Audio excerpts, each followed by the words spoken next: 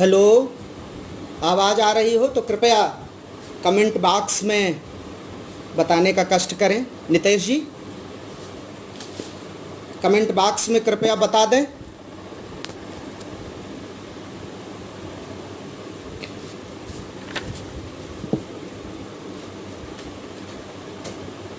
आदरणीय सुजीत प्रताप सिंह जी,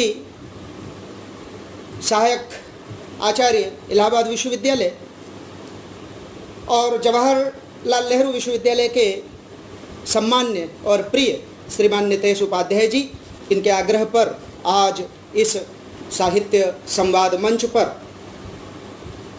आपके साथ काव्य लक्षण विषय पर चर्चा के लिए उपस्थित हुआ। मित्रों, मैं सीधे विषय पर आ जाता हूं। काव्य का स्वरूप बहुत व्यापक है और इस कविता के स्वरूप को, कविता के लक्षणों को हम सांचे में ढालें, लक्षणों में ढालें, ये एक कठिन काम है। लेकिन इस कठिन काम को करना भी अनिवार्य है, क्योंकि आने वाली पीढ़ी कैसे जानेगी। इसलिए हम इस कठिन कार्य को करते हैं और ऐसा करने का काम हमारे विद्वान आलोचकों, विद्वान काव्यशास्त्रियों ने बारंबार किया। लेकिन इस काम में एक जो सबसे विचित्र और कठिन बात है, मैं वो पहले उसकी तरफ आपका ध्यान आकृष्ट करा दूं। हमारे यहाँ शास्त्र में एक न्याय है जिसे हम अंधगज न्याय कहते हैं। ये आपको जानना जरूरी है। अंधगज न्याय आप जानेंगे तो आप काव्यशास्त्र के स्वरूप को, काव्यशास्त्र के लक्षण को आनंद पूर्वक समझ सकेंगे। क्या है अंधगज न्याय? एक हाथी है और 4 अंधे हैं, 5 अंधे लोग हैं, दृष्टिबाधित लोग हैं। ऐसे दृष्टिबाधित जन हमारे उस जब हाथी को जानना चाहते हैं तो उसके पास जाएंगे, स्पर्श से जानेंगे। अब कोई आदमी पूंछ का स्पर्श करता है, कोई आदमी पैर का स्पर्श करता है, कोई कान का स्पर्श करता है, कोई पेट का स्पर्श करता है, कोई सूंड का स्पर्श करता है। ऐसा स्पर्श अनेक लोग करते हैं और फिर जब अपने अनुभव बताते हैं तो कैसे अनुभव बताएंगे आप बताइए। जाहिर सी बात है कि पूंछ पकड़ने वाला कहेगा कि हाथी बालों से निर्मित है, पैर पकड़ने वाला कहेगा कि हाथी कदली स्तंभ की तरह सुदृढ़ और मजबूत है, सूंड पकड़ने वाला कहेगा कि वक्राकार है, कान पकड़ने वाला कहेगा कि सूप की तरह है, पेट पकड़ने वाला कहेगा कि तुंदल शरीर एक ऊधम मचाता है। ये ऐसा अंधगज न्याय का हमारे यहाँ एक शास्त्र है, हमारे यहाँ दर्शन है। मित्रों, सत्य तो यह है कि भारतीय काव्य शास्त्र में काव्य लक्षण भी अंधगज न्याय ही की तरह है। अपने अलग अलग आचार्यों ने अलग अलग प्रकार से काव्य लक्षणों पर चर्चा की। मैं 1000 सालों का इतिहास, पहली सदी से लेकर 20वीं सदी के आचार्य इस काव्य लक्षणों पर क्या सोचते हैं, ऐसा 1000 सालों का लंबा कालखंड मैं 30 मिनट, 35 मिनट, 40 मिनट में कोशिश करूंगा कि आप तक संप्रेषित हो जाए, हमारे श्रोता इस विषय को जान जाए। संस्कृत में एक महान ग्रंथ है, उस ग्रंथ का नाम है मेदिनी कोश। संस्कृत के आचार्य जानते होंगे। मेदिनी कोश के कथन को कहे बगैर इस विषय के साथ न्याय नहीं हो पाएगा, विषय को हम ठीक से शुरू नहीं कर पाएंगे। मेदिनी कोश कहता है, कवेरिदम कार्यम भावो वा। क्या है? कवि जो भी कार्य करे, कवि द्वारा किए गए समस्त कार्य, कवि द्वारा लिखे गए समस्त वचन, कवि की जिह्वा से निःसृत वर्ण वर्ण, मात्रा मात्रा कविता है। और ये कविता संकेत करके रखना चाहता हूं, यही आज का विषय है, यही आज की योजना है। लेकिन उससे पहले भारत के महान ग्रंथ जिसके आलोक में हम जीवन जीना सीखते हैं, ऐसा ईशावास्योपनिषद की चर्चा जरूर आपसे करूंगा। देखिए, हमारे यहाँ कवि कर्म ऋग्वेद काल से है। ईशावास्योपनिषद जैसा महान उपनिषद जो क्या कहता है कि संसार में त्याग पूर्वक जीना, तेन त्यक्तेन भुंजी था, माँ गृधा कस्य शुद्धनम। किसी के धन का लोभ नहीं करना, यत् किंच जगत्याम जगत, संसार में जो कुछ भी है उसमें ईश्वर का वास है, ऐसा पूर्णमिदः पूर्णमिदं पूर्णात् पूर्णमुदच्यते पूर्णस्य पूर्णमादाय पूर्णमेवावशिष्यते, ऐसा विशाल मानसिकता वाला ईशावास्योपनिषद क्या कहता है मित्रों, इसको जानना जरूरी है। तभी आप पहली सदी तक, अचानक हम पहली सदी, दूसरी सदी और तीसरी सदी जो भरत का कालखंड है, उस दूसरी सदी तक, पहली सदी तक, तीसरी सदी तक अनेक अनेक विद्वानों ने समय के फेर में नहीं पढ़िएगा। आपसे एक आग्रह है कि हम सती का निर्णय करेंगे, लेकिन इस सती की निर्णयात्मकता की तरफ जाने की आवश्यकता नहीं है, क्योंकि कुछ विद्वान भामा का समय दूसरी सती कहेंगे, कुछ पहली कहेंगे, भरत का समय कुछ तीसरी कहेंगे। हम इस चक्कर में नहीं, हम उस विमर्श को पकड़ना चाहते हैं, समय का निर्णय करने के लिए नहीं बैठे। ईशावास्योपनिषद का कथन सुन लीजिए, ये वेद का कथन है, ये उद्भव है, ये विकास है। जैसे बीज आप पृथ्वी पर डाल देते हैं और वो बीज वृक्ष बन जाता है, ईशावास्योपनिषद ने बीज डाला है। उस बीज का रूप देखिए, उसकी पत्तियों को फलते देखिएगा, उसके तनों पर बल आते देखिएगा मित्रों, उस पर फल लटकते देखिएगा, उन फलों का फलपान करते देखिएगा, और उसी फल के आस्वाद से हमारे काव्यशास्त्रियों को रसास्वादन करते आप देखेंगे। क्या है बीज? कहता है ईशावास्योपनिषद, कविर मनीषी परिभू स्वयंभूर्धाता, कविर मनीषी परिभू स्वयंभूर्धाता यथा तथ्यतो व्यदधाक्षा स्वतीभ्यः समाभ्यः। क्या सुंदर बात कही है, श्रुति है ये। ईशावास्योपनिषद क्या है? उपनिषद है, श्रुति है। श्रुति कहती है कि कवि अपनी अनुभूति के क्षेत्र में सब कुछ समेट लेता है, और वो अपनी अनुभूति के लिए किसी का ऋणी नहीं है। ध्यान दीजिएगा, किसी का कर्जा नहीं है उस पर, किसी का ऋण नहीं है, अपनी अनुभूतियों में सब कुछ समेटता है। ऐसा कवि, कैसा कवि? कुधातु में अच प्रत्यय लगाकर बना हुआ ऐसा कवि शब्द, जिसकी व्याप्ति आकाश तक है, जो सर्वज्ञाता है, आकाश तक जिसकी व्याप्ति है, ऐसा। मुझे लगता है कि अग्नि पुराणकार का भी कथन आपको जरूर कहना पड़ेगा इस इतिहास को शुरू करने से पहले। जानते हैं अग्नि पुराणकार क्या कहता है? अब देखिए, ये सूत्र हैं, हम इन सूत्रों को भूलकर काव्यशास्त्र को समझ नहीं सकते मित्रों। हमें काव्यशास्त्र समझ में ही आएगा। आप देखिए, भाव देखिए, मन देखिए, मन की उदारता देखिए, व्यापकत्व देखिए, उदात्तता देखिए। अग्नि पुराणकार कहता है, अपारे काव्य संसारे कविर एकः प्रजापति। क्या बात है, प्रजापति है कवि। यथास्मै रोचते विश्वम तथास्मै परिवर्तते। जैसा मुझे अनुभव होगा वही अनुभव जो ईशावास्योपनिषद कहता है, कविर मनीषी प्रभु स्वयंभूर्दाता यथा तथ्य तो वेदधाक्षा स्वतीभ्यः समाभ्यः। अग्निपुराण कहता है कि यथास्मै रोचते विश्वम तथेदम परिवर्तते। ऐसी बात अग्निपुराणकार कहता है। अब ये तो वो उर्वरा भूमि है जहाँ काव्यशास्त्र का बीज पड़ा था। अब इस बीज का विस्तार थोड़ा सा आपके साथ करना है। निर्णय क्या निकला? मैंने अग्निपुराण की बात करी, मैं ईशावास्योपनिषद की बात कर रहा था। इन बातों का निर्णय बताना जरूरी है। क्या निर्णय निकलता है? निर्णय यह है कि कवि द्वारा रचित रचना काव्य है। जीवनानुभव और अनुभूतियों को शब्द और अर्थ के द्वारा प्रकट करना कविता है। रमणीयता और आनंदकारी ये प्रस्तुति कविता है, और इस कविता का हथियार प्रतिभा है। इस कविता का हथियार अनुभूति है, इस कविता का हथियार अभ्यास है। लेकिन ये कविता समाज की उपज है। संवेदनाएं कवि को समाज से प्राप्त होती हैं। कवि चाहे जितना चाहे वो समाज से अलग नहीं हो सकता।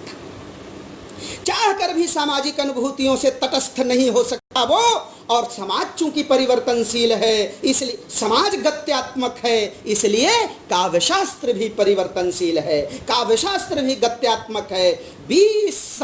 200 सालों का पहली शताब्दी से 20वीं शताब्दी तक के इतिहास को अभी हम लोग इसी दृष्टि से देखेंगे। समाज बदल रहा है, समाज परिवर्तनशील है। जैसा परिवर्तन समाज में होगा, कवि के ज्ञान में, कवि की संवेदना में, वैसा ही परिवर्तन होता चला जाएगा। और यही परिवर्तन काव्यशास्त्र का इतिहास है। यही परिवर्तन प्रेम, माया, दया, ममता, उदारता, क्रोध, लोभ, मोह ये ऐसी मनोवृत्तियां हैं कि अलग अलग देश काल वातावरण में अलग अलग रही, समय बदलता रहा, इनको समझने के लिए अलग अलग शास्त्रों का निर्माण होता रहा। काव्य शास्त्र भी ऐसा ही शास्त्र है जिसका कि समय के साथ, जिसको कि जिन लोगों ने गति दी है, मैं आदर के साथ उनका नाम स्मरण कर लूं तब इस चर्चा को आगे बढ़ाते हैं। कौन लोग हैं जिन्होंने इसे शास्त्र बनाया?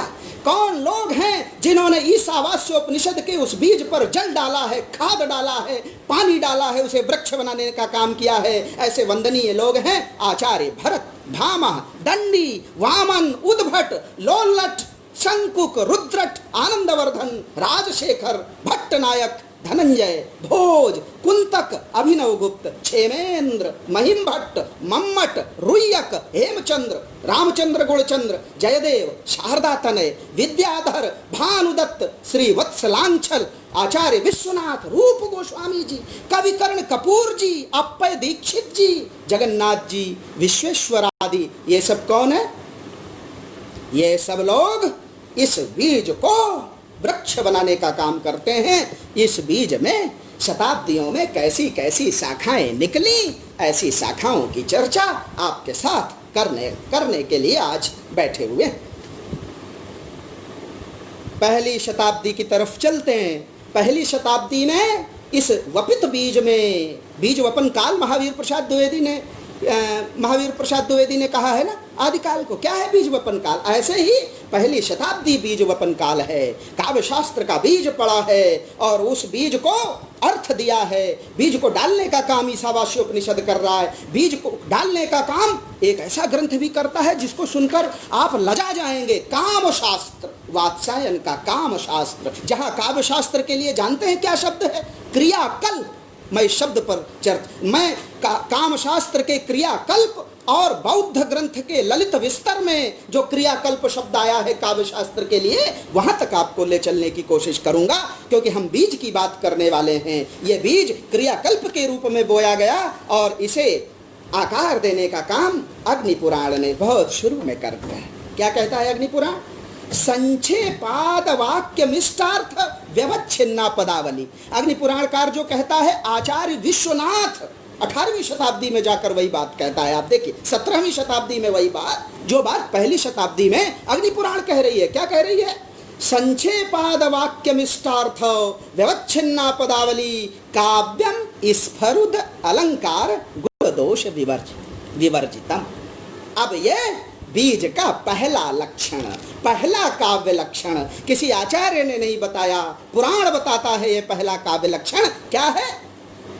अभीष्ट अर्थ का द्योतन करने वाली अविच्छिन्न पदावली को हम कविता कहते हैं। यहां से हम काव्य शास्त्र में प्रवृत्त होते हैं। और पहला काम, पहला आचार्य जिसने काव्य शास्त्र को काव्य शास्त्र बनाने का काम किया, ऐसे महान आचार्य, आदरणीय आचार्य हमारे भरत मुनि है, प्रातः स्मरणीय भरत मुनि, जिन्होंने पंचम वेद बना दिया नाट्य शास्त्र को। लेकिन उनकी संकट देखिएगा, उनकी समस्या देखिएगा, उनका चिंतन देखिएगा। नाट्य शास्त्र में आचार्य भरत मुनि के सामने संकट ये है कि वो नाटक का निरूपण कर रहे हैं, कविता का नहीं। देखिए बीज वपन काल से ही विचित्र प्रकार का अंतर्द्वंद बना है। हम जिसे कविता समझते हैं वो कानों से सुनने वाली कविता, हम जिसे कविता समझते हैं वो आँखों से पढ़ने वाली कविता, और आचार्य भरत जिसे कविता कहता है वो प्रेक्षागृह में खेला जाने वाला नाटक और उस नाटकों के पात्रों द्वारा कहा गया कथ्य, ये है कविता। आचार्य भरत कहता है। इसलिए आचार्य भरत के सामने संकट था। आचार्य भरत ने निर्णय किया कि कविता का मूल लक्षण रस है। क्यों? क्योंकि नाटक में तो हमारे मन में रतिर्हासश्च शोकश्च क्रोधोत्साहो भयम तथा जुगुप्सा विस्मयम चेत् अष्टौ प्रोक्तौ समोपि वा, इन 8 में से कोई भाव जगेगा ना। इसलिए मजबूरी थी आचार्य भरत जी की, उन्होंने काव्य रस को काव्य शास्त्र का आधार मान लिया, बीज मान लिया, और फिर तो परंपरा चल पड़ी। अब जब बीज मान लिया तो लक्षण तो तय करना पड़ेगा ना। हम तो शास्त्र की बात कर रहे हैं, शास्त्र तो लिखा हुआ रहता है। दूसरी सती में आचार्य भरत ने काव्य शास्त्र में जिस काव्य लक्षण को धुरी बताया, केंद्र बताया, जैसे पृथ्वी अपनी धुरी पर घूमती है, ऐसे ही काव्य जिस धुरी पर घूमता है वो धुरी कौन सी है? देखिए आचार्य भरत जी का कथन। धुरी कहते हैं, काव्य की धुरी कौन है? मृदु ललित पदाढ़्यम गूढ़ शब्दार्थहीनम। धुरी क्या है? मृदु ललित पदाढ़्यम गूढ़ शब्दार्थहीनम जनपद सुख भोग्यम युक्तिमन नृत्य योज्यम बहुकृत रस मार्गम संधि संधान युक्तम सभवति शुभ काव्यम। क्या है? सभवति शुभ काव्यम नाटक प्रेक्षकाणाम मृदु ललित पदावली कविता है, सर्वजन सुख बोधक कविता है, रसमय होती है कविता, ये आदि लक्षण है कविता का। मेरे इस कहने से इस भ्रम में नहीं पड़ना चाहिए, क्योंकि मैं अलंकार और रस के द्वंद्व की तरफ आपका ध्यान, इस पर कभी और विस्तार से चर्चा होगी। लेकिन हाँ, ये सही है, कविता का पहला लक्षण जो काव्य शास्त्र में तय हुआ वो रस।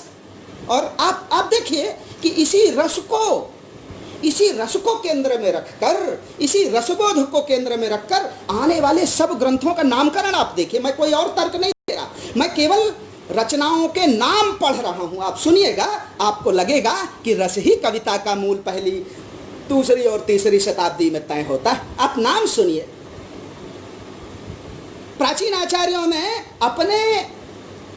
अपने ग्रंथों को रस को केंद्र में रखकर शास्त्र बनाने का काम, लेकिन इस रस की निष्पत्ति के साधन के रूप में अलंकार को देखा। अब देखिए, कविता आगे बढ़ रही है, काव्य लक्षण का विकास हो रहा है। हृदय को आह्लादित करने के बाहर हृदय को चमत्कृत करने, मन को चमत्कृत करने, नेत्रों को चमत्कृत करने की बात होने लगी। और भामह ने अपनी किताब का, आचार्य भामह ने अपनी किताब का नाम रखा काव्यालंकार। इन किताबों के नाम में बहुत अर्थ है मित्रों, आप ध्यान से सुनिएगा। इन किताबों का नाम, भामह की किताब का नाम है काव्यालंकार, दंडी की किताब का नाम है काव्यादर्श, और वामन की किताब का नाम है काव्यालंकार सूत्रवृत्ति, उद्भट की किताब का नाम है काव्यालंकार संग्रह, रुद्रट की किताब का नाम है काव्यालंकार, रुय्यक अलंकार सर्वस्व नाम देता है। इन नामों के पीछे कोई कारण होगा कि नहीं? कोई तो कारण होगा।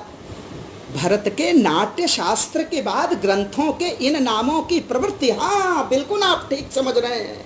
इन नामों से ये अर्थ निकल रहा है कि अब दूसरी शताब्दी से तीसरी शताब्दी से 200-300 सालों तक नाटक में रस खोजने के बाद, कविता में रस खोजने के बाद जब आचार्य भामह आते हैं, 7वीं सदी तक शांति काल बना है। कोई विमर्श नहीं, कोई द्वंद्व नहीं। अब बीज अंकुरित हो रहा है, कुछ समय लेगा ना। जमीन के भीतर जाकर आप देख लेंगे क्या गुणावगुण चर्चा। जमीन के बाहर शास्त्र को आना पड़ेगा। शास्त्र जमीन के बाहर निकल आया है, बीज वपित हो गया है, बीज बाहर अंकुर की तरफ फूट पड़ा है। अब उस अंकुर की तरफ ध्यान गया, उसे विस्तार होते जब देखा काव्य शास्त्रियों ने, और 7वीं 6वीं 7वीं शताब्दी में भामह की जब नजर पड़ी उस काव्य बीज पर, तो भामह को निर्णय देना पड़ा। भामह निर्णय देता है, कहता है, भामह निर्णय देते हैं, कहते हैं रस नहीं है कविता का लक्षण। कविता का लक्षण क्या है? शब्दार्थौ सहितौ काव्यम गद्यम पद्यम च तद विधा संस्कृतम प्राकृतम चान्यत अपभ्रंशः इति त्रिधा।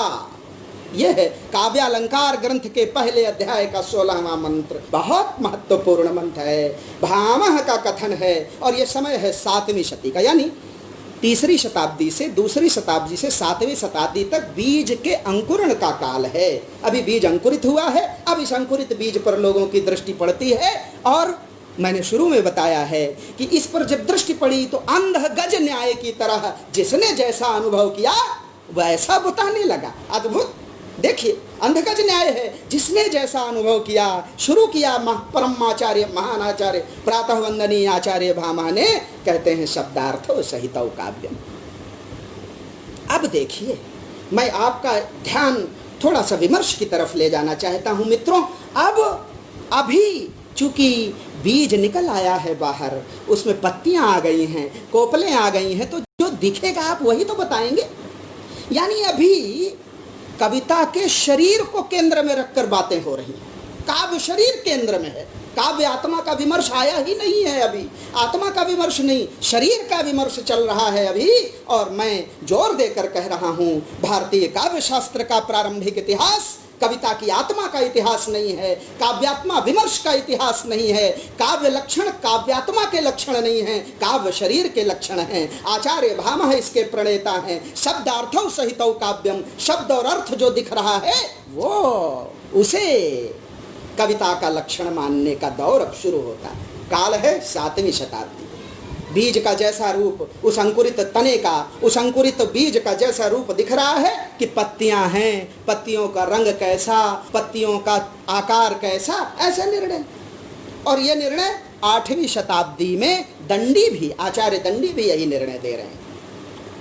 दंडी का आप निर्णय सुनिए। भामा का निर्णय मैंने बताया, 100 साल बाद दंडी भी अभी काव्य शरीर की ही बात, काव्य जैसे हम किसी चीज़ का लक्षण बताते हैं ना, मोबाइल का लक्षण हमने बताया तो मोबाइल में front camera, rear camera, voice है, 5G है कि 3G है, इन्हीं से तो मोबाइल का लक्षण तय करते हैं मित्रों। कि हम ये कहते हैं कि मोबाइल फ़ोन आने और जाने का साधन है, ये तो काफ़ी पीछे की बात है। मोबाइल के जो अंग उपांग हैं, रूप रचना है, हम मोबाइल की आत्मा की बात करते हैं क्या? वस्तु की आत्मा होती है क्या? नहीं। अभी कविता को वस्तु के रूप में देखने का चलन चल रहा है। कविता वस्तु है और ये शरीर, ये मेरा वस्त्र जो शर्ट में पहने हूँ, ये सूत का बना है, काटन का बना है कि टेरी काट का बना है, ऐसा विमर्श चल रहा है। और उस विमर्श में अगला जो आचार्य कूदता है, जो महान आचार्य उस विमर्श में एंट्री मारते हैं, ऐसे महान आचार्य हैं 100 साल बाद 8वीं शती के महान आचार्य दंडी।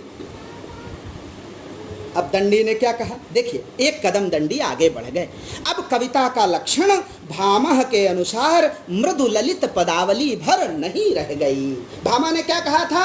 मृदु ललित पदाढ़्यम गूढ़ शब्दार्थहीनम। अब 100 साल बाद कविता केवल मृदु ललित पदावली नहीं है मित्रों, अब कविता उससे आगे निकल गई है और अब अर्थ की तरफ ध्यान चला गया आचार्य दंडी का। अतः प्रजानाम व्युत्पत्ति मभिसंधाय सूर्या वाचम विचित्र मार्गाणाम निबबंधु क्रियाविधम अभीष्ट अर्थ से युक्त पदावली कविता है, ऐसा आचार्य दंडी अब बता रहे हैं। 100 साल बाद यानी कि 8वीं शती में तई शरीर ही काव्य नाम अलंकाराश्च दर्शितः शरीरम ताव, आप सबने पढ़ा होगा। मैं वो काव्यादर्श के पहले अध्याय का 10वां श्लोक की अंतिम पंक्ति पढ़ता हूँ, चूंकि आप सब उस पंक्ति को सुन रखा है आपने। शरीरम ताव दिष्टार्थ व्यवच्छिन्ना पदावली, आप में से प्रत्येक पाठक ये बात जानता है। ये 8वीं शती का समय है। फिर 100 सालों तक यही विमर्श चलता रहा कि अब मृदु ललित पदावली ही नहीं बल्कि अभीष्ट अर्थ से युक्त पदावली, पदावली ध्यान दीजिएगा, पदावली, मैं जोर देकर बार बार कह रहा हूं कि पदावली, दंडी पदावली की बात करते हैं। और दंडी के पहले तक केवल काव्य शरीर की, अब थोड़ी सी काव्यात्मा विमर्श लक्षण, अब जो कविता का लक्षण है वो सूक्ष्म होने की ओर चल पड़ा। और इस सूक्ष्मता में पहली कील ठोकने का काम 9वीं शती के आचार्य करते हैं।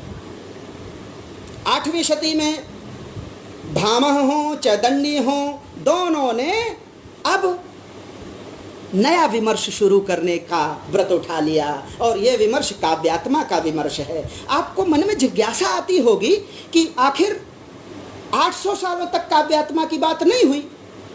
अग्नि पुराणकार ने काव्यात्मा की बात नहीं की, ईशावास्योपनिषद ने काव्यात्मा की बात नहीं की, वेदों में काव्यात्मा की बात नहीं की, भामह ने नहीं की, दंडी ने नहीं की। तब भामह दंडी अपने अंतिम समय में क्या काव्यात्मा की बात क्यों कर रहे? कोई तो कारण होगा। हाँ, कारण है, मैंने शुरू में बताया था, समाज परिवर्तनशील है, समाज गत्यात्मक है। कवि चाह कर भी समाज और सामाजिक अनुभूतियों से तटस्थ नहीं हो सकता। ये कालखंड जिन विचारों के भारत में प्रसरण का कालखंड है, ऐसे प्रातः वंदनीय, ऐसे भगवान के रूप में इस भारत भूमि में पैदा हुए आचार्य शंकराचार्य का अद्वैत वेदांत अब जन जन में फैल चला था। और अद्वैत क्या बात करता है? सूक्ष्मता की बात करता है, स्थूल की बात नहीं करता, आत्मा की बात करता है। आत्मा के गुण की बात अद्वैतवादी करते हैं। और इस बात का प्रभाव कविता पर कैसे नहीं पड़ेगा? आप बताइए कैसे नहीं पड़ेगा? मैं जो बार बार कह रहा हूं, समाज की की अनुभूतियों से कवि तटस्थ रहेगा, आलोचक तटस्थ रहेगा। और अगर आलोचक तटस्थ है मित्रों, तो फिर वो समय के हिसाब से उसे जीवित कहने में भी संकोच ही होगा। हम लोगों को संकोच होगा, हम सोचकर हमें कहना पड़ेगा। 9वीं शती तक आते आते जब अद्वैत वेदांत भारत के जन जन में फैल गया, जब हम शरीर के स्थान पर आत्मा की निर्मलता की बात करने लगे, हम अपना मुक्ति मार्ग तलाशने लगे, हम ये पूछने लगे लोगों से कि इस अपार संसार में शरण स्थल क्या है। हमारी कृषि शरण स्थल है, व्यापार शरण स्थल है, माता पिता शरण स्थल है, बंधु बांधव शरण स्थल है, भव्य अट्टालिका शरण स्थल है, राजत्व शरण स्थल है, या भगवान के चरण शरण स्थल है। ऐसा विमर्श जब चालू हो गया, अपार संसार समुद्र मध्य सम्मंजतो में शरणम किमस्ति गुरु कृपालो कृपया वदयितो विश्वैस पादाम्बुज दीर्घ नौका। भगवान की चरण रूपी नौका जो हमारा आसरा बनने लगे 9वीं शती तक आते आते, तो काव्य शास्त्र में भी यह प्रभाव पड़ गया। और अब काव्यालंकार सूत्र वृत्ति के रचयिता, या मैं 9वीं शती की बात करता हूँ, काव्यालंकार सूत्र वृत्ति की बात छोड़ देते हैं। 9वीं शती में आचार्य आनंदवर्धन आते हैं, और आनंदवर्धन ने जो कविता का लक्षण बताया है, आप बताइए क्या कविता का लक्षण बताया? कहा है काव्यशात्मा ध्वनि। अब वो आप देखिए, मैं पंक्ति पढ़ रहा हूं, पंक्ति पढ़ना जरूरी है। भरत कहते हैं, महान आचार्य भरत कहते हैं कि संक्षेपाद वाक्य मिष्टार्थ व्यवच्छिन्ना पदावली। कविता क्या है? पदावली है, गुण अवगुण से युक्त पदावली। फिर भामह कहते हैं शब्दार्थों सहितो काव्यम। काव्यालंकार सूत्रवृत्ति के रचयिता कहते हैं काव्यम ग्राह्यम अलंकारात् सौंदर्यम अलंकारः सदोष गुणालंकारः नादानाभ्याम। और 9वीं शताब्दी में जब शंकराचार्य का वर्चस्व भारत पर विराजमान है, चतुर्दिक शंकराचार्य का नाम है, तो आनंदवर्धन कहते हैं कि समाज से प्रभावित हूं मैं, इसलिए नया शास्त्र, नया काव्य शास्त्र रच रहा हूं। और अब कविता के शरीर की बात नहीं होगी, अब कविता के शरीर की नहीं, कविता की आत्मा की बात होगी। कविता का आत्मा कविता का लक्षण होगी। और 9वीं शती की घोषणा सुन लीजिए मित्रों, काव्यशात्मा ध्वनि शब्दार्थ शरीरम तावत काव्य। शब्द अर्थ से शरीर है, लेकिन काव्य और उसकी आत्मा है, और ये आत्मा है ध्वनि। अब लीजिए 9वीं शती का समय है, अब तो विमर्श चल पड़े। अब हमारे यहाँ तो शास्त्र निर्माण ऐसे ही होता है। आनंदवर्धन ने कहा काव्य आत्मा ध्वनि है, तो फिर राजशेखर महोदय चुप रहने वाले थे क्या? उन्होंने कहा नहीं। राजशेखर जी कहते हैं कि नहीं नहीं, क्या बात कर रहे हैं आचार्य आनंदवर्धन, आप तो भ्रमित कर रहे हैं, दिशा भ्रम कर रहे हैं, 100% असत्य बोल रहे हैं आप, झूठ बोल रहे हैं, झूठे हैं आप। तो सत्य क्या है? लोगों ने पूछा कि राजशेखर जी आप आनंदवर्धन को झूठा कह रहे हैं, तो सत्य क्या है, आप ही बता दीजिए। आनंदवर्धन कहता है सुनिए सत्य क्या है। शब्दार्थौ ते शरीरम संस्कृतम मुखम प्राकृत बाहु जघनपभ्रंसः पैसाचम पैर पैसाचिद पादो उरो मिश्रम समः प्रसन्ना मधुर उदार ओजस्वी चासी उक्त चरण ते वचः रस आत्मा। ये अभी तक मैं जो पढ़ रहा था, ये क्या है? ये कविता के शरीर हैं, लेकिन रस क्या है? आत्मा है। रोमाणि छंदा प्रश्नोत्तर प्रहेलिकादिकम च वाक्येलि अनुप्रासोपमादयश्च त्वामलंकार कुर्वन्ति। ये है घोषणा राजशेखर। सूत्र रूप में क्या है? रस को कविता की आत्मा। अब देखिए फिर पीछे पहली दूसरी तीसरी शताब्दी की बात लेकर राजशेखर ने कहा कि नहीं भैया, अलंकार को जो कविता की आत्मा बता रहे हैं गलत बता रहे हैं, ये काव्य लक्षण नहीं है। काव्य लक्षण क्या है? रसात्मा। ऐसा अब तो दो बातें हो गई, हम इस द्वंद्व में नहीं जाएंगे। रस को भी अलंकार को भी, ऐसे दूसरे आचार्य भी आने लगे। शताब्दियां आगे बढ़ रही हैं और आप देखिए दूसरे आचार्य भी प्रविष्ट होने लगे। लेकिन मैं महाकवि महान आचार्य भोज का नाम जरूर लूँगा। भोज का नाम हम कम लेते हैं। मैं काव्यशास्त्र की पुस्तकों में देखता हूँ कि आचार्य भोज का स्मरण हम ठीक से नहीं करते, लेकिन मुझे आचार्य भोज की स्थापना सर्वाधिक महत्वपूर्ण लगती है। न जाने क्यों मुझे लगता है भोज ही सबसे सही बात कहते हैं। क्या कहते हैं? सुन लीजिए भोज का कथन, निर्दोषम गुणवत काव्य। कितनी बढ़िया बात। कविता निर्दोष, काव्य लक्षण क्या है? जैसे नेति नेति, ऐसा नहीं जो हमारे वेद की उक्ति है। कहते हैं आचार्य भोज कहते हैं निर्दोषम गुणवत काव्य अलंकारैरलंकृतम रसान्वितम कवि कुर्वन् कीर्तिम प्रीतिंचो विदन्ति चा। क्या है? कवि कीर्ति के साथ सुख मिलता हो कविता से। दोष रहित हो कविता, गुण सहित हो कविता, अलंकृत हो कविता, सरस हो कविता, तो यही काव्य लक्षण माने जाएंगे। इसके अलावा और कोई काव्य लक्षण नहीं हो सकता। ये कविता का लक्षण, ये कविता की आत्मा का विमर्श। अब ये बात कब की है? 9वीं 10वीं शती की। 100 साल तक हमारे यहाँ एक विचार की आयु लगभग 70-80-100 साल रही। 11वीं शती में फिर बातें बदलती। अभी तक देखिए, मैंने आपको बताया कि दूसरी तीसरी शती में रस को केंद्र में रखकर रस को प्रमुख काव्य लक्षण माना। 8वीं शती में आचार्य दंडी ने, 7वीं शती में भामह ने शब्द और अर्थ के से जो शरीर बना है उसे काव्य लक्षण माना। 8वीं शती के आचार्य दंडी ने अभीष्ट अर्थ से युक्त पदावली को काव्य लक्षण माना।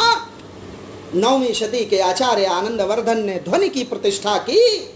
तो फिर आचार्य भोज कहते हैं कि भैया ये है काव्य लक्षण जो मैंने बताया, दोष रहित, गुण सहित, अलंकृत, सरस, कवि कीर्ति के साथ सुख प्राप्ति कराने वाला।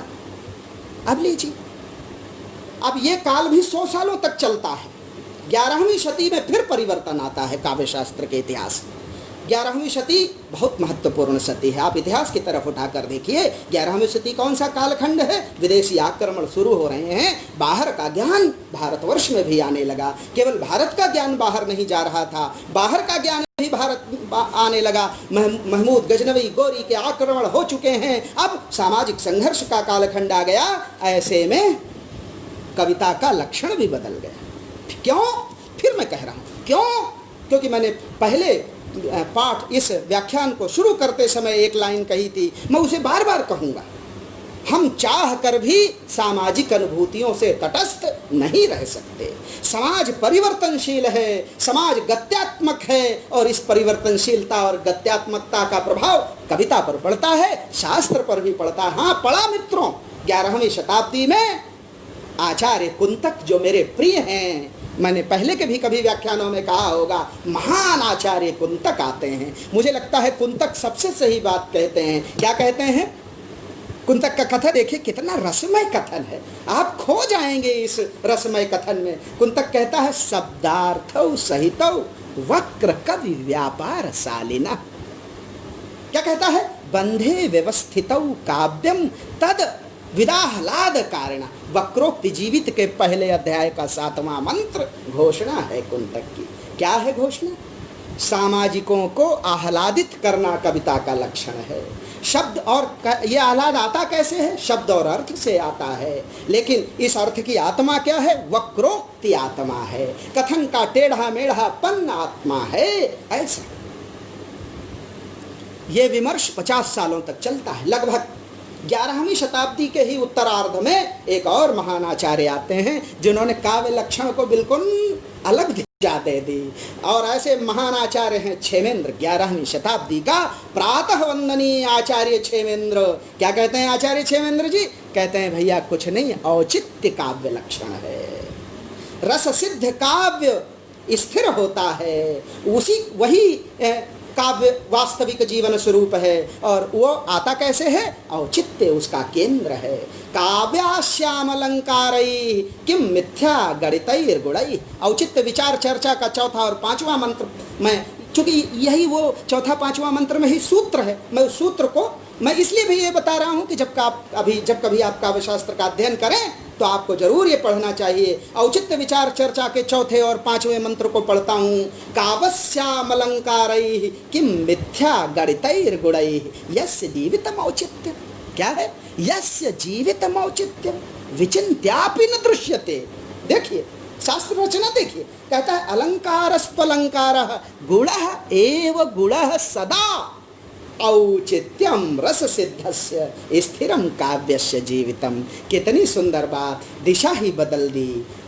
लेकिन ये दिशा तो शास्त्र की बदली, लेकिन क्या समाज की दिशा बदल गई क्या? नहीं, बाहर के आक्रमण लगातार बढ़ रहे हैं। 11वीं शताब्दी का काल खत्म होने वाला है।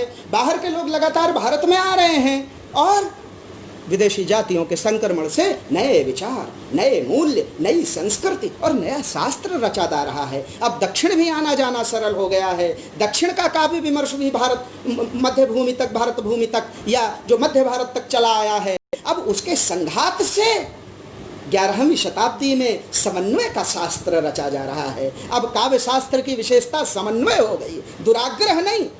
मैंने जो कह दिया वही सत्य नहीं बल्कि समन्वय का शास्त्र है। कैसा समन्वय? समन्वय क्या होता है? रस को भी मान लो, गुण को भी मान लो, काव्य शरीर को भी मान लो, औचित्य को भी मान लो, वक्रोक्ति को भी मान लो और इन सब से मिलाकर कविता के शरीर की, कविता के लक्षण की कल्पना करो। यही है समन्वय ना। हाँ, 11वीं शताब्दी में महान आचार्य मम्मट यद्यपि अलंकारवादी हैं लेकिन धीरे धीरे समन्वयवादी भी हैं। केवल अलंकार का नहीं, मैं काव्य प्रकाश के पहले अध्याय के चौथे मंत्र की तरफ ध्यान आकृष्ट कराता हूँ आपको। तद दोषौ शब्द, आप सबने पढ़ा, कोई ऐसा नहीं है जिसने न पढ़ा। तद दोषौ शब्दार्थौ सगुणावन अलंकृति पुनः क्वापि। क्या बात है, क्या है? दोष रहित। अब दोष रहित माने अगर ये दोष रहितता वक्रोक्ति से आती है तो स्वीकार, ये दोष रहितता अगर ध्वनि से आती है तो स्वीकार है, ये दोष रहितता अगर रस से आती है तो भी स्वीकार है, वक्रोक्ति से आती है स्वीकार है, औचित्य से आती है तो स्वीकार है। ऐसी सभी कविता कविता मानी जाएगी ऐसा। लेकिन मम्मट का एक जोर है, आचार्य मम्मट का। मम्मट कहते हैं कि ये शब्द और अर्थ जिससे कविता बन रही है इसे साधारण नहीं होना चाहिए बल्कि विशिष्ट होना चाहिए। बस केवल इतना जोड़ा आचार्य मम्मट, विशिष्ट होना चाहिए। ये 11वीं शती का समय है, हम बीच में बहुत नहीं रुकेंगे। क्यों? क्योंकि रुकने का समय नहीं है। मैं आचार्य हेमचंद्र की तरफ सीधे आपको ले चलता हूँ। आचार्य विद्यानाथ, इन्होंने मम्मट जी के कथन के इस मम्मट की समन्वयवादिता, मम्मट को मध्यम मार्ग, भगवान बुद्ध का मार्ग अब शास्त्र में भी प्रभावित है। मध्यम मार्ग, जीवन का श्रेष्ठ मार्ग कौन सा है, श्रेष्ठ शास्त्र कौन सा है? जो मध्यम मार्गी हो, जो सारी उचित बातों को स्वीकार कर लेता हो, ऐसा स्वीकार करने का काम आचार्य हेमचंद्र और आचार्य विद्यानाथ कर रहे हैं लगातार। मम्मट ने रास्ता दिखा दिया और हेमचंद्र और विद्यानाथ अदोषौ अगुणौ सालंकारौ च शब्दार्थौ काव्यम, काव्यानुशासन हेमचंद्र, गुणालंकार सहितौ शब्दार्थौ दोष वर्जितौ काव्य। अब सारा जोर काव्य लक्षणों का जोर किस पर आ गया? काव्य लक्षणों का जोर अदोष होने पर आ गया। ये अदोषता रस से हो, वक्रोक्ति से हो, औचित्य से हो, चाहे जिसकी सहायता से हो ये। लेकिन 12वीं शती तक एक नया विचार पुनः आता है और इस विचार को लाने का काम, ये जो परिवर्तन का काम है, या अब जो वो बीज है ना, अब थोड़ा बड़ा हो गया है। जैसे नीम का पेड़ है, अब हमारी आपकी हाइट का हो गया है। अब पता चलने लगा है कि इसकी पत्तियों का आकार कैसा है। अब पता चलने लगा है कि इसका तने की लकड़ी यूकेलिप्टस की तरह मजबूत होगी या केले की तरह मुलायम होगी। अब पता चलने लगा है। अब वो वृक्ष आकार ग्रहण कर रहा है। अब जब उस आकार ग्रहण करते वृक्ष को 12वीं शताब्दी में आचार्य जयदेव देखते हैं तो जयदेव और बढ़िया निर्णय देते हैं। अब जिसको जितना दिखेगा वैसा तो निर्णय देगा। महान आचार्य जयदेव जो निर्णय देते हैं वो मध्यम मार्ग है, समावेश का मार्ग है, समन्वय का मार्ग है, आचार्य मम्मट का प्रतिपादित मार्ग है। क्या कहते हैं? फिर वही बात, निर्दोष, लक्षण युक्त, रीति युक्त, गुण युक्त, अलंकार युक्त। आप शब्द सुनिए, रीति युक्त, गुण युक्त, अलंकार युक्त, रस युक्त, निर्दोष, लेकिन वृत्ति युक्त, वृत्ति वृत्ति अभिधा लक्षणा व्यंजना वृत्ति युक्त कविता ही काव्य लक्षण माना जाएगा। ये 12वीं शताब्दी का निर्णय है। अब ये निर्णय मध्यम मार्ग है। मैं जयदेव का कथन पढ़ता हूं, निर्दोषा लक्षणवती सरीतिर गुण भूषिता सालंकार रसानेक वृत्तिर वाक्य काव्य नाभवाक। ये जयदेव का कथन है। लेकिन अभी भी जयदेव अलंकार को केंद्र में रखकर उनके मन में, आत्मा में, जैसे हमारे आत्मा में हम सबको अलग अलग चीज़ें पसंद है। किसी को प्रकृति पसंद है और किसी को शुष्क निर्जन वन पसंद है, किसी को अट्टालिका पसंद है, किसी को 12वीं मंजिल में रहना पसंद है। तो हम लोग जब किराए का घर ढूंढते हैं तो मैं पहली मंजिल 0 मंजिल ढूंढता हूँ, तो हमारे मित्र कुछ 5वीं मंजिल में रहना चाहते हैं, कहते हैं मच्छर नहीं लगेंगे। ये तो अपनी अपनी रुचि की बात है। ऐसे ही रुचि का प्रभाव अब दिख रहा है। और जयदेव अलंकार को रुचि बनाते हैं, लेकिन सबको समाहित करने का काम शुरू कर देते हैं। और जयदेव का एक प्रश्न जो शाश्वत प्रश्न है, और वो प्रश्न आप सब जानते हैं, अभी मैं उस प्रश्न की चर्चा करूंगा। एक प्रश्न जयदेव कर रहा है, क्यों? क्योंकि अब उत्तर तो देते नहीं बन रहा, इसलिए हम प्रश्न कब करते हैं? पहले तो हम उत्तर देते हैं। जब हमारे उत्तर समाप्त हो जाते हैं तो फिर यक्ष युधिष्ठिर संवाद आ जाता है। यक्ष युधिष्ठिर को समझाना चाहता है ना महाभारत में, लेकिन वो समझाता कैसे है? प्रश्न पूछकर। क्यों? क्योंकि कथा से समझा नहीं सकता, इसलिए यक्ष प्रश्न करता है। क्या प्रश्न करता है? संसार का सबसे बड़ा आश्चर्य क्या है? यक्ष चाहते तो शिक्षा सीधे बता देते, लेकिन बताने का रास्ता नहीं खुल रहा था, इसलिए समझाने का मार्ग खोला महाभारतकार ने यक्ष के द्वारा। वही मार्ग प्रश्न करता है जयदेव। और जयदेव का प्रश्न बहुत महत्वपूर्ण है मित्रों, बहुत महत्वपूर्ण है। ये जयदेव की मनोवृत्ति का दर्शन कराने वाला प्रश्न है। क्या कहता है जयदेव का प्रश्न? आप सुन लीजिए। कहते हैं जयदेव जी कि भैया देखिए, सब मार्ग सही है, मध्यम मार्ग ठीक, समन्वय मार्ग ठीक, सब कुछ सही, लेकिन एक सवाल बता देना कि क्या अग्नि उष्णता विहीन हो सकती है क्या? बस इतना बताना। अब देख, आप बताइए इस सवाल का उत्तर। ये जयदेव का सवाल, जयदेव सवाल कर रहे हैं कि बताओ अग्नि उष्णता विहीन हो सकती है क्या? लोगों ने कहा नहीं। कहा क्यों? इसलिए नहीं हो सकती क्योंकि उष्णता अग्नि का नित्य धर्म है, मूल लक्षण है अग्नि का उष्णता। और जैसे अग्नि उष्णता विहीन नहीं हो सकती, ऐसे ही जयदेव का प्रश्न है, अंगीकरोति यह काव्यम शब्दार्था वन लंकृति असौ न मन्यते कस्मात् धनुष्ण मन लंकृति। जैसे अग्नि का नित्य धर्म है उज्ज्वलता, ऐसे ही कविता का नित्य धर्म क्या है? अलंकार। कविता सजी नहीं होगी ना, सुंदर नहीं होगी, तो ये कविता का नित्य धर्म है भैया, अच्छी ही नहीं लगेगी। शुष्क कविता किसे अच्छी लगती? आधुनिक कविता को हम क्यों नहीं पढ़ते? आधुनिक कविता से हमारा पाठक क्यों दूर भागता है? आधुनिक कविता हमारे गांवों तक क्यों नहीं जा पाई? और जा ही नहीं पाई। चुंबक का अब जो नया संबंध कविता और पाठक का बना है, वो चुंबक का, पहले संबंध भी चुंबक का था, अभी भी संबंध चुंबक का है, लेकिन पहले नॉर्थ और साउथ ध्रुव थे, पाठक और कवि दोनों चिपकते थे, अभी दोनों एक ही ध्रुव बन गए, दोनों नार्थ हैं। नार्थ को पास ले जाओगे तो क्या होगा? दोनों दूर भागेंगे। ऐसा आधुनिक कविता से भागने का संस्कार। आप बताइए, मैं सवाल कर रहा हूं आपसे, दिखता है कि नहीं? क्यों दिखता है भाई? क्योंकि ऐसा बना दिया है, रचा दिया है। उसका सूत्र 12वीं शताब्दी के इस महान आचार्य जयदेव के इस प्रश्न में आप उसका उत्तर ढूंढने का प्रयास करिएगा। मैं 14वीं शताब्दी की तरफ आपको ले चलता हूँ। 13वीं शताब्दी तक यही विमर्श चलता रहा, और 14वीं शताब्दी में अब हम सबके आदर्श और आचार्य भरत से प्रेरणा लेने वाले महान आचार्य विश्वनाथ आते हैं।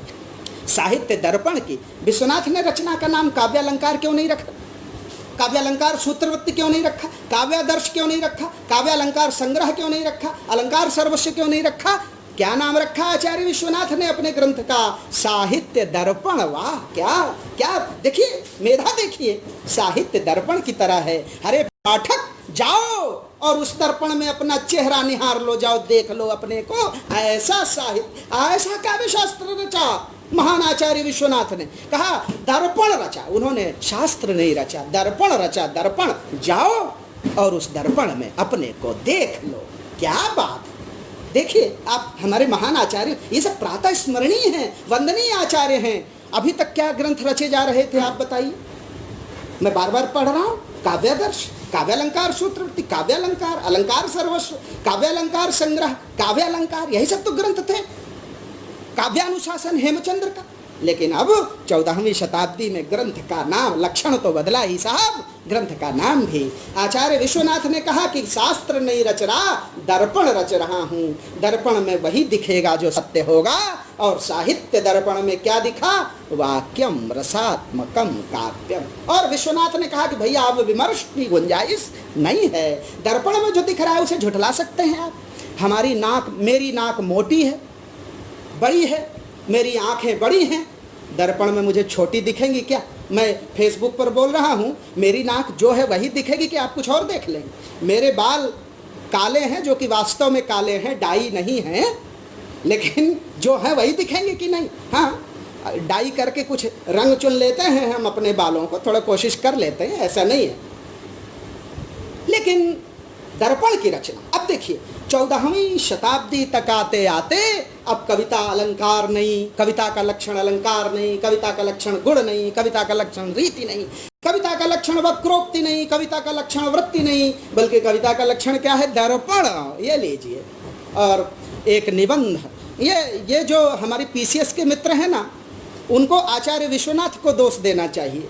हमारे जो हाई स्कूल इंटर के परीक्षार्थी हैं बीए के, उनको आचार्य विश्वनाथ को दोष देना चाहिए। विश्वनाथ ने पहली बार कहा कि साहित्य समाज का दर्पण है, और हम सब लोगों ने चुरा लिया आचार्य विश्वनाथ से। अब हम परीक्षा में पूछते हैं साहित्य समाज का दर्पण है, उत्तर लिखिए, उत्तर लिखिए। आपका मन करे आप कोस सकते हैं आचार्य विश्वनाथ को कि हे आचार्य, क्यों ऐसा दर्पण रचा, हम लोगों के लिए, परीक्षार्थियों के लिए संकट पैदा किया। ऐसा आचार्य विश्वनाथ 14वीं शताब्दी से 16वीं शताब्दी तक यही दर्पण की मनोवृत्ति चलती रही। दर्पण में जो दिखेगा वही सच होगा। क्या दिखता है दर्पण में? दर्पण में दिखता है कि कविता शब्द से बनी है, कविता अर्थ से बनी है। दर्पण में शब्द, शरीर ही तो दिखेगा भाई, कि आत्मा दिख जाएगी? आप बताइए ना, मेरे सवाल का उत्तर दें आप। कविता में मेरा शरीर दिखेगा कि मेरी आत्मा दिखेगी? आप में से कौन लोग हैं जो मेरी आत्मा का दर्शन कर पा रहे हैं? यही बात विश्वनाथ कहते हैं, दर्पण में दिखेगा शब्द, दर्पण में दिखेगा अर्थ, दर्पण में दिखेगा चमत्कार, दर्पण में दिखेगा अलंकार, दर्पण में दिखेगा रमणीयता। और इसीलिए 17वीं शताब्दी के निर्णयकर्ता, निर्णयात्मक, जहां पर हम काव्य विमर्श समाप्त कर देते हैं, उसके बाद कुछ बचता नहीं है। दर्पण के बाद क्या बचेगा भैया? आप बताइए। दर्पण में जब सब दिख गया तो क्या खोजेंगे आप? खोजते हम कब हैं? जब तक दिखता नहीं था। आचार्य विश्वनाथ ने 14वीं शताब्दी से 17वीं शताब्दी के बीच इस काव्य विमर्श को रोक दिया, बंद कर दिया, और कह दिया कि जाओ दर्पण में देखो, जो शब्द दिखता है वो सत्य, जो अर्थ दिखता है वो सत्य, जो अलंकार दिखता है वो सत्य, जो नित्य धर्म दिखते हैं वो सत्य, वही सत्य है। जब सत्य का दर्शन हो गया तो 17वीं शती के आचार्य जगन्नाथ ने अंतिम निष्कर्ष सुना दिया। उसके बाद काव्य विमर्श बंद। अंतिम निर्णय क्या? काव्य लक्षण का सुनाया। 17वीं शती में पंडित राज जगन्नाथ ने ग्रंथ का नाम लिखा रस गंगाधर। कहा कि मेरे ग्रंथ का नाम अब दर्पण नहीं है बल्कि रस गंगाधर है। कैसा? सुरसरि सम सब कह हित होई। आचार्य तुलसी ने जो मंत्र दिया है, महान कवि तुलसी ने जो मंत्र दिया है, क्या मंत्र है?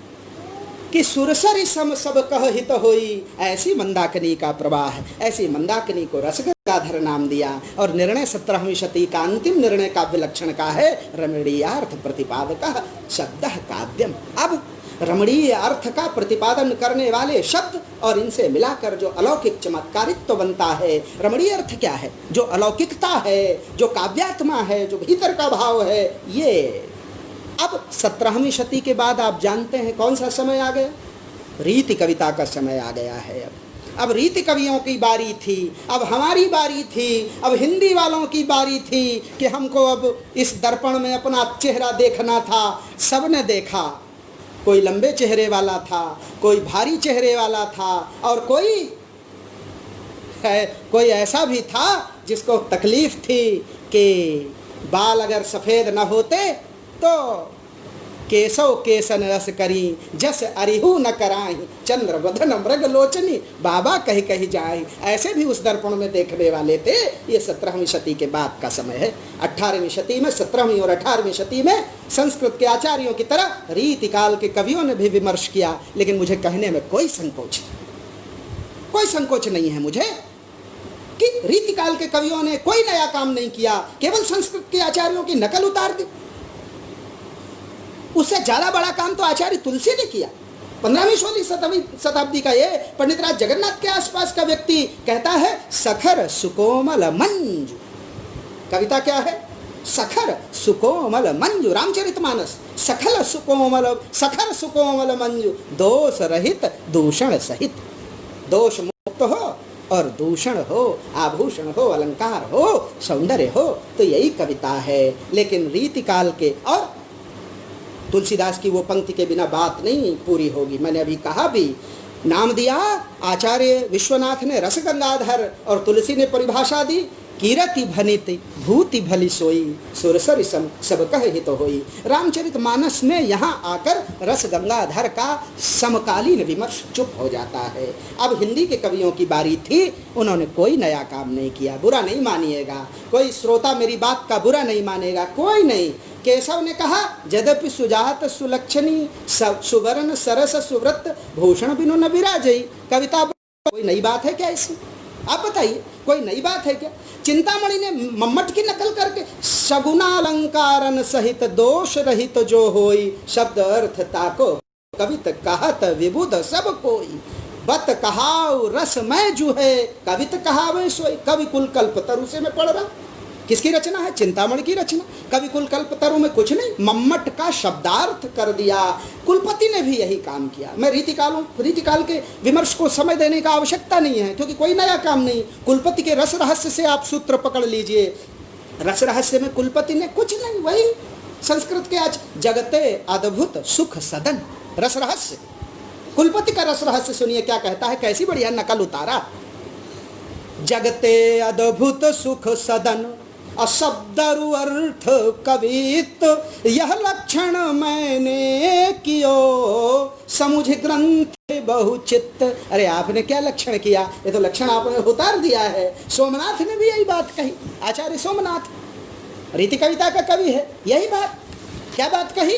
सगुण पदार्थ दोष बिनु पिंगल मत अवरुत्त भूषण जुत कवि कर्म जो सो कवित्त कहि सुध। कोई नई बात नहीं। थोड़ा नयापन भिखारी जी में है। भिखारी जी को मैं पढ़ता हूँ, मुझे अच्छा लगता है। भिखारी दास ने थोड़ा सा मध्यम मार्ग चुना। अभी ये तो हमारे देव हों, चाहे कुलपति हों, चाहे सोमनाथ हों, चाहे चिंतामणि हों, चाहे केशव हों, ये लोग अभी भी एकांगी हैं। भिखारी दास ने वही मार्ग अपनाया जो 16वीं 14वीं शताब्दी में मध्यम मार्ग पैदा हो रहा था। क्या कहते हैं भिखारी दास? सबसे महत्वपूर्ण है भिखारी दास का कथन, जाने पदार्थ भूषण मूल। ध्यान से सुनिएगा, जाने पदार्थ भूषण मूल, रसांग पराघन मैं मति झाकी, सो धुनि अर्थ न वाक्य न ले गुण, शब्द अलंकृत सो रति पाकी। क्या बात कही। लेकिन फिर देव का नाम, देव और बिहारी का हमने द्वंद्व पढ़ा है। शब्द रसायन का नाम आपने सुना होगा।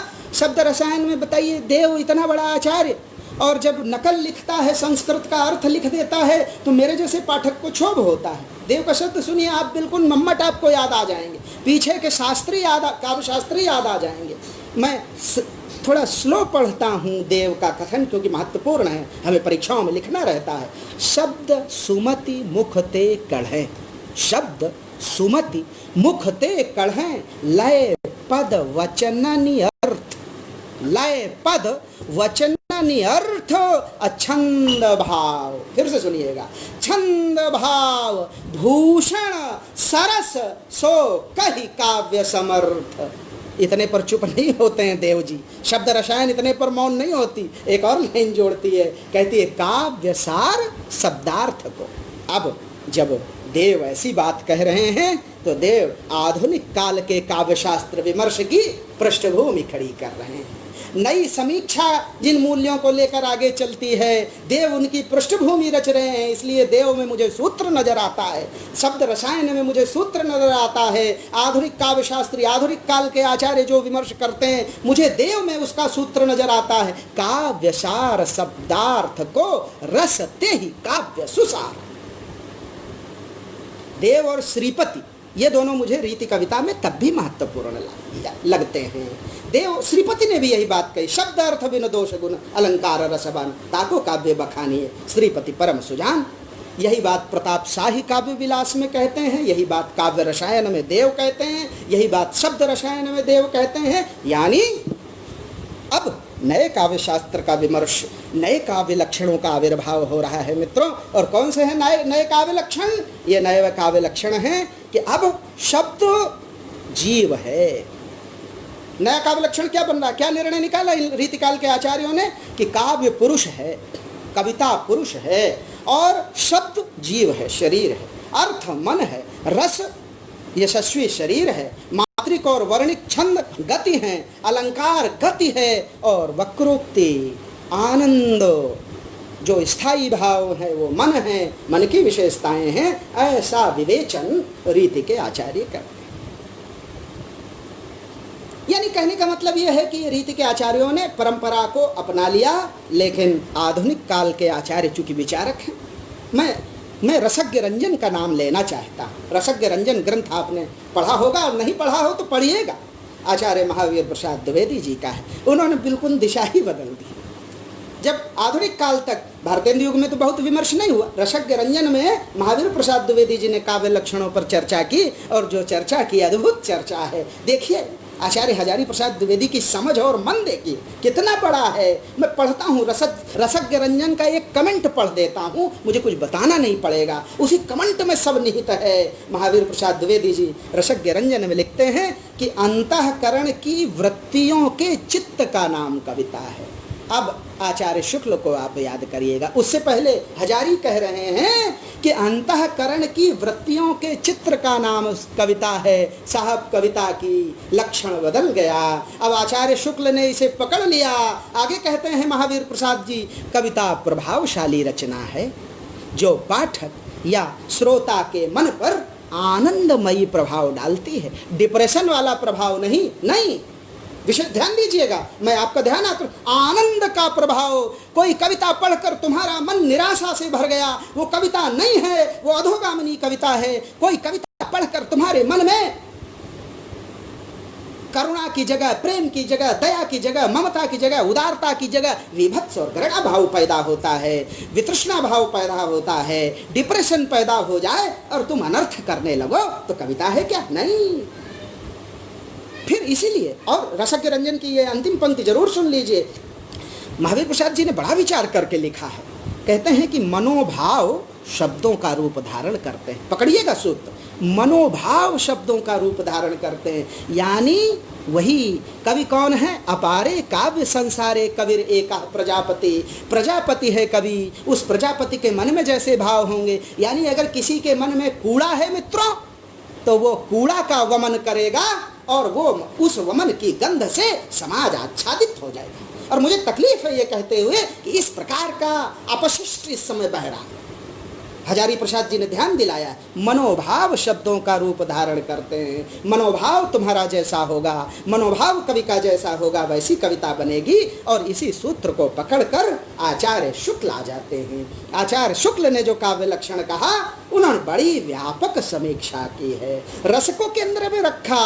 और कविता क्या है, निबंध की पंक्ति आप सुन लीजिए, आप काव्य लक्षण समझ जाएंगे। जिस प्रकार आत्मा की मुक्तावस्था ज्ञान दशा कहलाती है, उसी प्रकार हृदय की मुक्तावस्था रस दशा है। हृदय की इसी मुक्ति साधना के लिए मनुष्य की वाणी जो छंद विधान करती है, शब्द विधान करती आई है, उसे कविता कहते हैं। और ये साधना भाव योग की साधना, अंडरलाइन भाव योग की साधना है, कर्म योग और ज्ञान योग के समकक्ष है। ऐसा चिंतामणि भाग 1 के पृष्ठ 141 में लिखते हैं। मैं इस सूत्र का, चूंकि 1 घंटा समय मुझे था, 3-4 मिनट बचा है, मैं बात पूरी करता हूँ और समय लेना उचित नहीं प्रतीत होता है। ऐसा शुक्ल जी ने जो मार्ग खोला, ये अपने जयशंकर प्रसाद जी ने बिल्कुल उसी को अपना लिया। बल्कि सच ये है कि ज़्यादा दार्शनिक बनाकर जयशंकर जी काव्य लक्षण को बताते हैं। क्या कहते हैं? काव्य आत्मा की संकल्पनात्मक अनुभूति है। और कविता का संबंध किससे है? विश्लेषण से है, विकल्प से है, विज्ञान से है? नहीं। जयशंकर प्रसाद कहते हैं इनसे नहीं है, ये श्रेयमयी प्रेय रचनात्मक ज्ञान धारा है। आत्मा की मनन शक्ति की असाधारण अवस्था है, सत्य को मूल चारुत्व के रूप में ग्रहण करती है और संकल्पनात्मक अनुभूति के रूप में प्रकट हो जाती है। ऐसा मैं इस पर बहुत विमर्श नहीं कर रहा, मैं 20वीं शती के विमर्श की तरफ आपका ध्यान ले चलता हूँ। और ऐसा ध्यान दिलाने का काम, ऐसा आकृष्ट करने का काम हम लोगों को पढ़ते समय जो रोकता है, जो महान आचार्य, ऐसे महान आचार्य हैं नंद दुलारे वाजपेयी जी। वहाँ पर रुकना पड़ता है। प्रसाद पर रुकना नहीं, शुक्ल जी पर रुकना है और शुक्ल जी के बाद अगली जगह अगर कहीं रुकना पड़ता है आपको रुकना पड़ेगा तो ये रुकना है कहाँ? नंद दुलारे वाजपेयी की जगह। क्या कहते हैं? प्रकृत मानव अनुभूतियों की नैसर्गिक कल्पना के सहारे सौंदर्यमय चित्रण है कविता, जो मानव मात्र में स्वभावतः अनुरूप भावोच्छवास और सौंदर्य संवेदन उत्पन्न करती है। इसी को अन्योक्ति भाव से मैं जल्दी जल्दी पूरा कर रहा हूँ, इसी को अन्योक्ति भाव से 20वीं शती में डॉक्टर नगेंद्र कहते हैं क्या कि रसात्मक वाक्य कविता है। श्याम सुंदर दास कहते हैं अलौकिक आनंद कविता का लक्षण है। प्रेमचंद कहते हैं कविता जीवन की आलोचना मात्र है। महादेवी कहती हैं कि कविता असीम सत्य की झांकी है, कविता कवि विशेष की भावना है। और यह चित्रण कैसा होना चाहिए? आपके मन की भावना अगले के मन की, साधारणीकरण, आपके मन की भावना अगले के मन की भावना बन जाए, कांटा चुभा कर। महादेवी देखिए कितनी बढ़िया, मुझे महादेवी भी आकर्षित करती है। महादेवी कहती है कि कांटा चुभा कर उसकी पीड़ा तो संसार अनुभव करा देता है। कवि कौन है? मैंने आपको कांटा चुभाया, आपको पीड़ा हुई, मेरा कुछ है क्या इसमें? लेकिन मैं कवि तब हूँ जब बिना कांटा चुभाए उसकी पीड़ा का अनुभव, अपने मन की पीड़ा का अनुभव आपको करा दूं तो कवि हूं। ऐसी कवित्री महादेवी, ऐसा काव्य लक्षण। और मुझे जो एक और जो आकर्षित करते हैं महान कवि, मेरे प्रिय कवि हैं सुमित्रानंदन पंत, वो कहते हैं कि कविता अधूरे क्षणों की वाणी नहीं। कविता का लक्षण क्या है? जीवन के अधूरेपन को प्रकट करना नहीं, जीवन के अभाव को प्रकट करना नहीं, जीवन के अंधेरे को प्रकट करना नहीं, बल्कि हमारे परिपूर्ण क्षणों की वाणी है कविता। और शब्द और अर्थ इसके वाहक है। सच्चिदानंद हीरानंद वात्स्यायन को याद किए बगैर ये विमर्श पूरा नहीं होगा। वो ठीक बात कहते हैं, मैं सहमत हूँ कि कविता सबसे पहले शब्द है और बाद में अर्थ, बाद में भावना। शब्द नहीं होंगे जिसके पास, वो क्या अर्थ प्रकट करेगा, वो क्या अर्थ करेगा। लेकिन ये चर्चा जो समाप्त करते हैं 20वीं शती के ऐसे महान कवि, प्रातस्मरणीय कवि, बहुत शानदार बात कहने वाले केदारनाथ सिंह जी, मेरे प्रिय कवि केदारनाथ सिंह जी कहते हैं, सुन लीजिए, आपको कविता का मर्म समझ में आ जाए। काव्य लक्षण का अंतिम लक्षण सुन लीजिए। ये अब वृक्ष बन चुका है बीज, और उस वृक्ष को देखकर कवि भयाक्रांत है। कवि कहता है, मुंह में बचे हुए चावल के स्वाद को, मुंह में बचे हुए चावल के स्वाद को कुछ अदृश्य कंकड़ियों के हस्तक्षेप से बचाने का नाम कविता है। ये 20वीं शती के अंतिम समय का विमर्श है। कुल मिलाकर हमारे आधुनिक काव्य लक्षण हैं, आधुनिक जो काव्य शास्त्री हैं, वो काव्य वर्ण विषय पर उनका ध्यान अधिक है, शैली पर भी उनका ध्यान है। अब कविता पुराने मानदंडों पर परखी नहीं जा सकती, और इसीलिए विजय देवनारायण शाही का मैं समर्थन करता हूँ। महान विजय देवनारायण शाही जी ने कहा कि भैया, अब जो कविता है उसको पुराने लक्षण से परखोगे तो मतिभ्रम हो जाएगा आपको, इसलिए नई कविता को परखने के लिए नए प्रतिमानों की ज़रूरत पड़ेगी, नए प्रतिमानों के गढ़ने का समय है। लेकिन एक आग्रह है कि ये प्रतिमान ऐसे न हो जाएं कि हमारा मन सत्य भाव की तरफ न जाए, आनंद हमें न मिले, मन का विस्तार न हो, मन का विकास न हो, विश्व बंधुत्व का विकास न हो, हमारी आत्मा का विस्तार न हो, हमारी आत्मा दर्पण की तरह न हो पाए, कहीं ऐसा न हो जाए इन प्रतिमानों को खोजते हुए। बस इतनी ही बात आपके साथ कहनी थी। बहुत बहुत धन्यवाद आदरणीय नितेश जी, जो जवाहरलाल नेहरू विश्वविद्यालय से हैं, जो इस कार्यक्रम में जिनके आग्रह पर मैं उपस्थित हुआ हूं, उन्हें बहुत बहुत साधुवाद। उनका आग्रह था कि कुछ काव्य लक्षण पर थोड़ी सी चर्चा होनी चाहिए। मैंने उनके आदेश को माना और आपके साथ ये चर्चा की है। और ऐसे ही मेरे मित्र हैं, मेरे साथी हैं डॉक्टर सुजीत प्रताप सिंह जी, मेरे साथ विश्वविद्यालय में प्राध्यापक हैं। उनका भी आग्रह था कि काव्य लक्षण हमारे विद्यार्थियों तक जरूर पहुंचना चाहिए, और वो भी 1000 सालों का जो इतिहास है, मैंने कोशिश की है कि एक घंटे में जितना ज़्यादा से ज़्यादा समेट सकूं आपके साथ बात रखूं। आप सब श्रोताओं को, मित्रों को, बंधुओं को, अनुजों को, विद्यार्थियों को, प्राध्यापकों को, आचार्यों को, जो भी मौजूद हैं, मैं करबद्ध कृतज्ञता, धन्यवाद और अपना आदर प्रकट करता हूँ। बहुत बहुत धन्यवाद, बहुत बहुत आदर। नितेश जी, इसको फिनिश कर रहा हूँ।